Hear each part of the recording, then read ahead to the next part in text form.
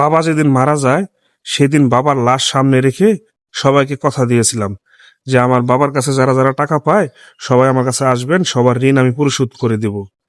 তো বাসায় যাওয়ার পরে আমার বোন এটা শোনার পরে আমার বোন আমাকে বলে, ভাই তুমি যে এইভাবে কথা দিয়ে আসলা, বাবার তো মনে হয় অনেক টাকা ঋণ, এই ঋণের টাকা তুমি কিভাবে পরিশোধ করবা? তখন বোনকে বলেছিলাম যে তুই কোনো চিন্তা করিস না, বাবার যতই ঋণ থাক আমি প্রত্যেকটা টাকা আমি বাবার ঋণ পরিশোধ করব, এটা নিয়ে তুই কোনো চিন্তা করিস না।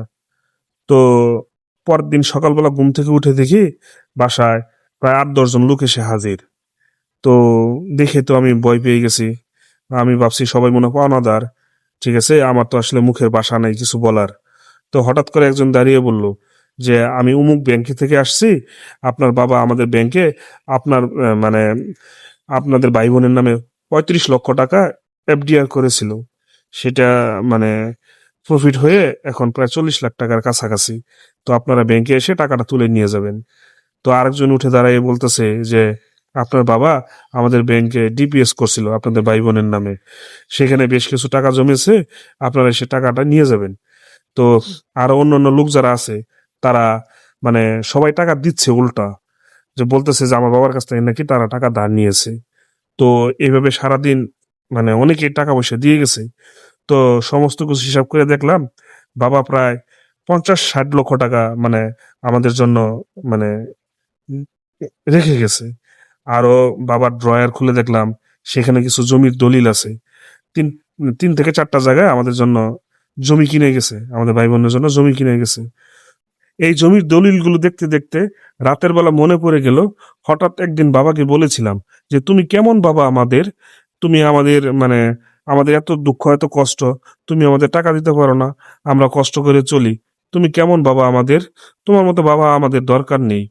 তখন বাবা মুচকি হেসে বলেছিল যে আমার যা করার আমি করতেছি, আমি চেষ্টা করতেছি, এটার ফল তোমরা একদিন পাবা।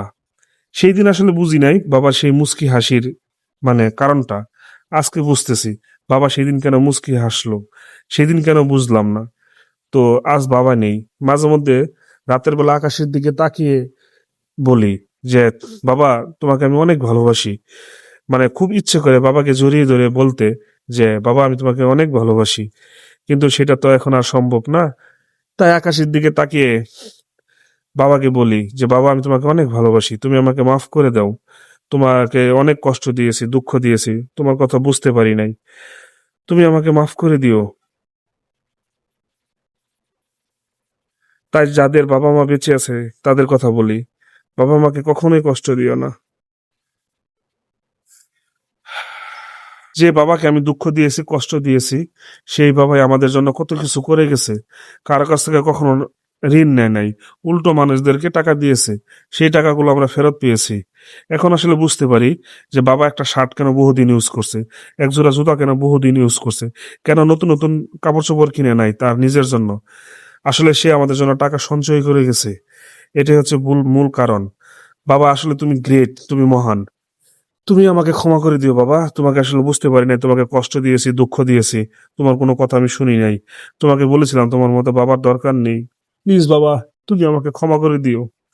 তাই বলি যাদের বাবা বেঁচে আছে তারা কখনো বাবাকে কষ্ট দিস না, সব সময় বাবা যেটা বলে সেটাই করবেন, বাবা যা বলে সেটাই শুনবেন, বাবা যেটা করতে বলে সেটাই করবেন। আল্লাহ তাআলা আমার বাবাকে বেহেশতে নসিব করুক, আমিন।